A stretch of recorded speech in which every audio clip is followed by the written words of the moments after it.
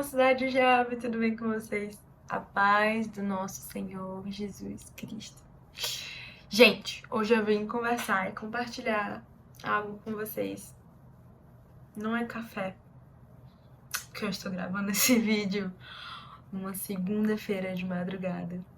Mas é algo extremamente pontual para essa fase que nós estamos vivendo enquanto Mocidade Jovem. E você que não é da Mocidade Jovem, ou que não foi pro nosso acampamento, ou não tá nem sabendo que teve esse acampamento, deixa eu te contextualizar. Em 2023 nós tivemos o acampamento que foi uma vida com... Não, foi Eu Vivo de Propósito, baseado no livro Uma Vida com Propósito, do Rick Warren.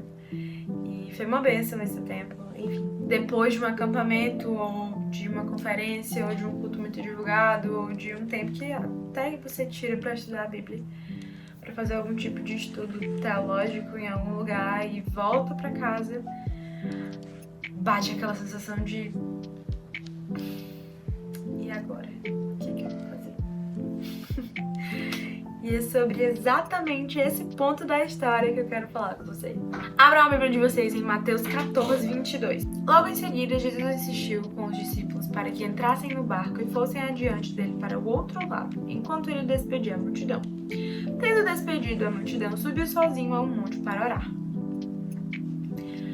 Ao anoitecer, ele estava ali sozinho, mas o barco já estava consideravelmente distante da terra, fustigado pelas ondas, porque o vento soprava contra ele. Alta madrugada, Jesus dirigiu-se a eles andando sobre o mar.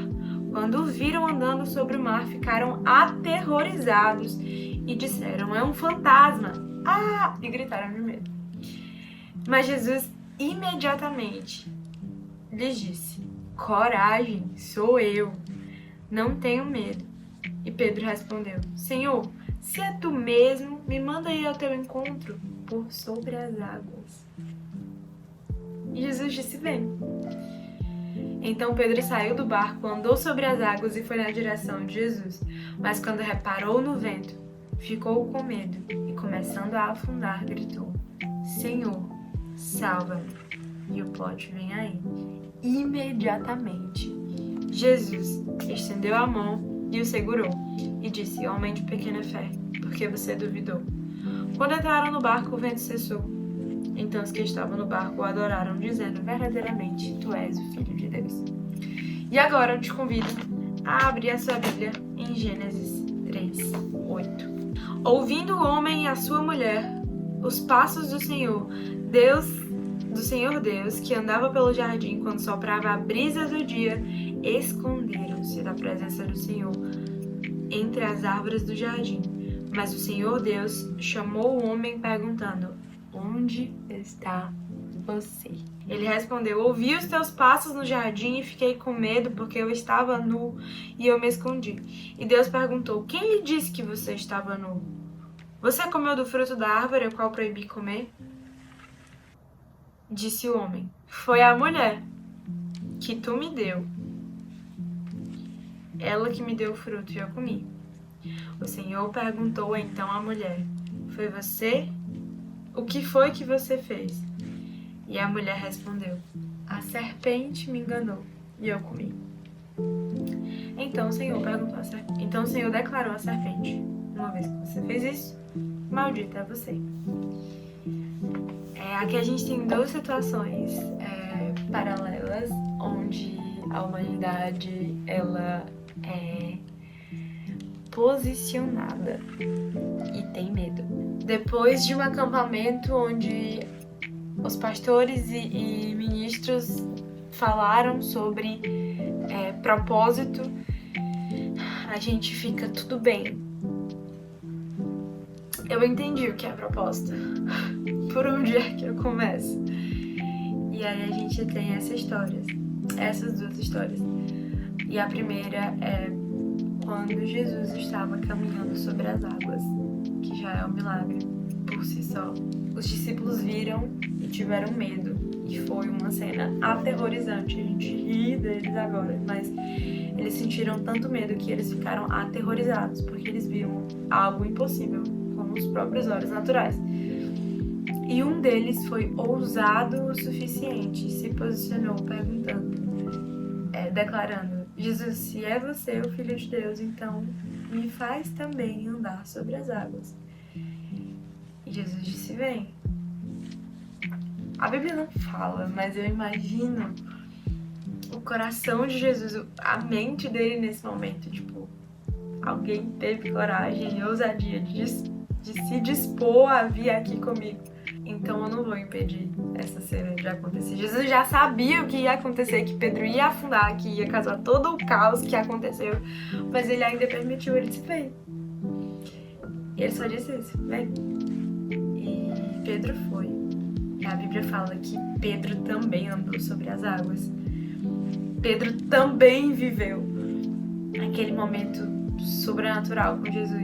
E a Bíblia fala que quando ele desviou seus olhos e ao invés de ter fé e reparar no autor e consumador da fé, ele reparou no medo. O medo do novo. O medo do sobrenatural. O medo do o que eu estou fazendo é impossível. Não era para isso estar acontecendo. E a Bíblia fala que ele começou a afundar. E imediatamente o Senhor Jesus estendeu o braço e pegou ele de volta. Imagina a cena. Jesus, caramba, eu não ia me molhar. E acabei me molhando por causa desse rapaz. Na segunda história a gente tem Adão e Eva. Todas as tardes eles costumavam se encontrar com o Senhor. E nessa tarde eles tinham pecado e ficaram com muito medo de serem fulminados. Que era o que era para acontecer, né? Acontece que a primeira pergunta do Senhor foi: onde você está?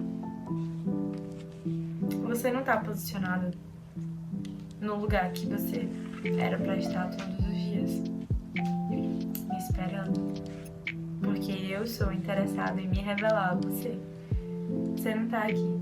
Onde é que você tá?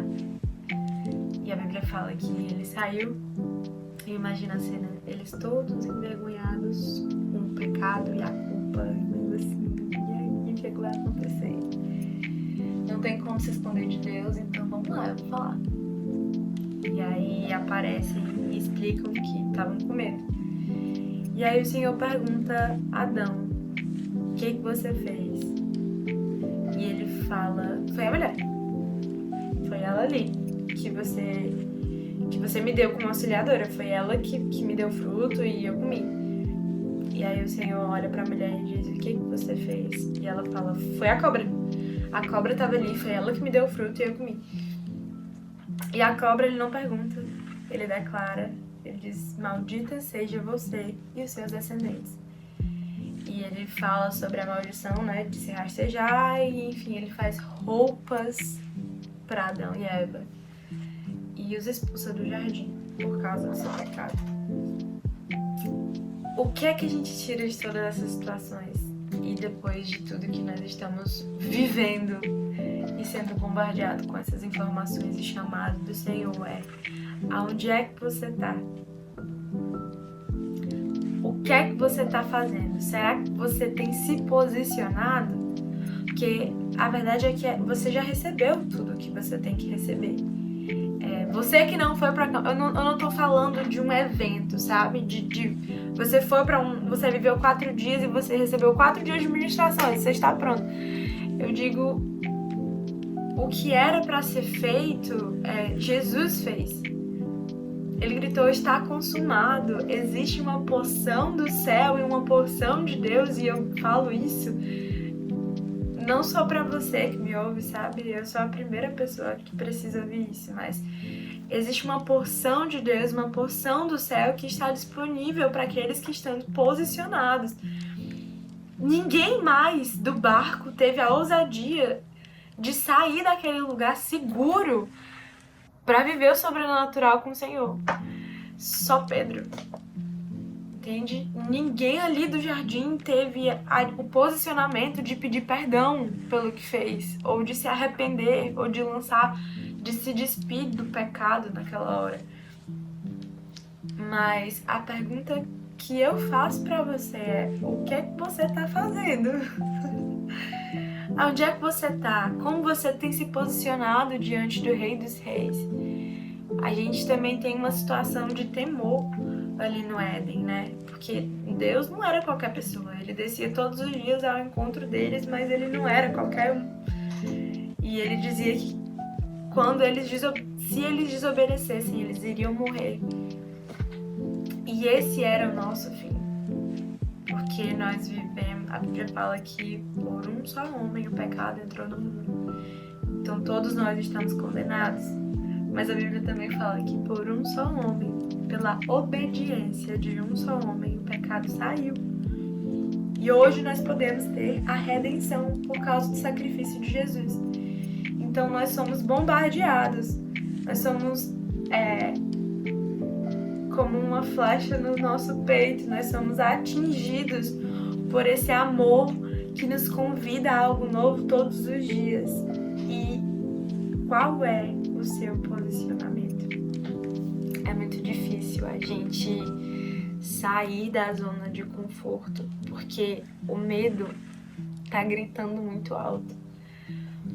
Porque o medo vai bater, mas eu tenho certeza que aqueles 30 segundos ou 2 minutos que Pedro teve andando sobre as águas nunca trouxeram tanta certeza para ele quanto tudo que ele viveu antes. Certeza de que o caminho que ele estava vivendo e aquele momento, aquele passo de fé e situação onde dizia você está no lugar certo, foram a recompensa desses passos que ele andou sobre as águas.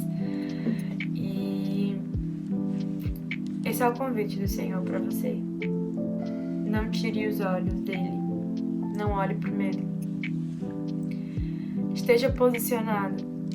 Você não precisa dar o primeiro passo, porque o Senhor já deu. Ele quer ouvir a sua resposta. Tem uma frase que eu nem sei de quem é, mas é uma frase que diz: o Senhor, ele não responde perguntas, ele responde respostas. Ele já fez uma ação, a maior de todas, a maior declaração de amor, e ele está interessado em responder mais uma vez a sua resposta a esse amor. Porque não existe a possibilidade de você saber que é amado e que o Senhor se deleita no seu amor de volta a Ele e não se mover por isso. Eu te encorajo a orar por esse amor. Eu te encorajo a orar clamando por arrependimento. Eu te encorajo a ter esse coração quebrantado, porque o Senhor não resiste a corações quebrantados. O Senhor, ele está interessado em você. Ele está interessado em ter um relacionamento com você. E ele quer um posicionamento. Então, depois de um grande convite desses, não se paralise. Eu sei que você precisa de tempo para digerir. Nós somos humanos. Mas não demora essa resposta. O Senhor, ele tem muito mais pra gente. Existe uma porção do céu disponível. Se move, cara. O Senhor é uma pessoa de verdade. Qual vai ser a sua resposta? Fiquem com Deus. Permaneçam em oração até a volta dele. Um cheiro.